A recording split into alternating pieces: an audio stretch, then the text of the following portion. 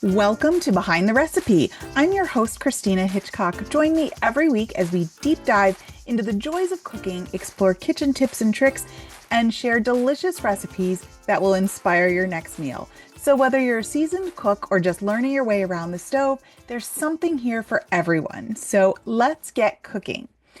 Have you ever heard of a soup swap?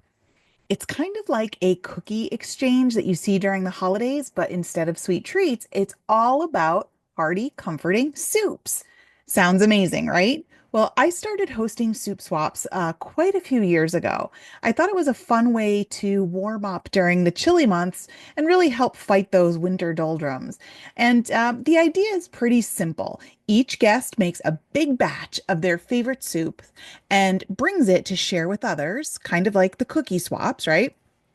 And depending on how you organize it, you'll get to sample lots of soups at the party and even take home a container of each, right? It's like meal prep meets a potluck, but even better. Now, the thing I love about soup swaps is that they are more than just a food exchange. They're really a fun way to connect with your family, friends, neighbors, or coworkers. And it's a great way to score some new soup recipes. You know me, I'm a recipe hoarder and I can't resist a new recipe.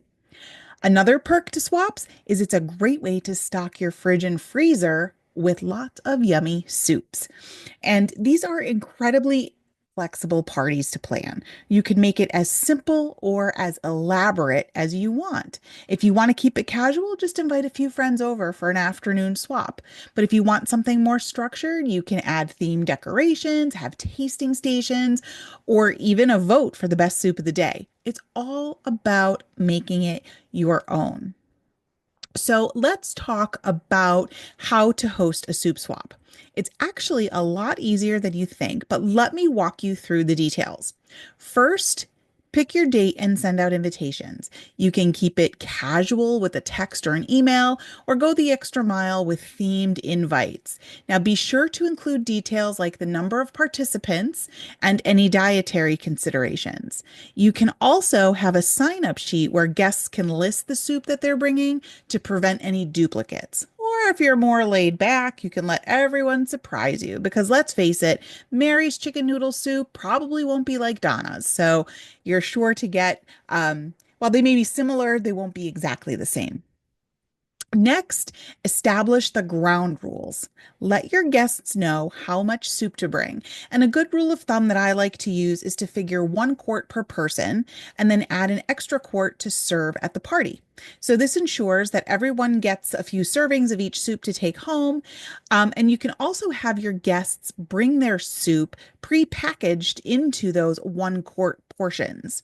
Now, you can provide containers for everyone if you want. I used to do this. I would pick them up in bulk at my local restaurant supply store and give everyone the number of containers that they needed to make their soups. Or you can make it a lot easier on yourself and have your guests pick up containers like at the dollar store or even use zip top bags to package their 1 quart portions. You'll also want to specify if you prefer homemade only soups or if store-bought or restaurant soups are accessible or acceptable for those who may be short on time. Next, you'll want to provide guidelines for labeling the soup. Ask your guests to label their soup with the name on the containers, whether you're using actual containers or zip top bags or whatever. Put the name of the soup, the main ingredients, and some reheating instructions. That's usually pretty helpful. And I also like to put the date on it. That way, if I'm stashing it in the freezer, I know when the soup was from. So this is especially helpful too for people with dietary restrictions or allergies, knowing what the ingredients are in the soup, like the main ingredients. You can also suggest to include a fun note or a story about the soup if you really want to add that extra personal touch. Now, onto the party itself. You'll want to create a comfortable setup. So arrange a table or your counter space somewhere really to put the soups. And to keep them warm, you can use slow cookers or Instant Pots or just reheat them on the stove or use the microwave. Remember, you're just doing 1 quart of each soup, so you won't need big areas for this. You can also use small chalkboards or printed cards to display each soup's name and key ingredients. One of my favorite, this is an insider tip. One of my favorite things to do when I host parties is I buy small acrylic photo frames, usually like 3 by 5 size. And I'll put a piece of paper in them and use a dry erase marker to write on the acrylic frame what it is that I'm serving. Also want to make sure you have plenty of serving spoons and napkins on hand. And a few decorative touches, maybe like candles or seasonal centerpieces, can also create that cozy vibe. And don't forget to keep a trash bin nearby for those disposable items. So now comes the fun part of the soup swap, in my opinion. So before everyone swaps their packaged soups, you'll want to let the guest sample the tasting portion, that extra quart that they brought. So set up that area with small bowls or cups for tasting. And I found some great serving pieces for this right at the dollar store. I mean, it doesn't have to be expensive or fancy. You can even use the really small Dixie cups or whatever for this. You just want that sample, that soup sample. Think about like when you go to like Costco or Sam's Club and they give you like the small sample cups. You can also organize a blind taste test if you want to do that with your soup samples for a little added fun and some friendly competition. Now, if you go this route, you're going to need to come up with like some judging categories and decide how you're going to determine the winners. Will there be one person voting, or does everybody cast their ballot, or how does that work? Or you can just be completely laid back and let everyone mingle and sample at their own pace.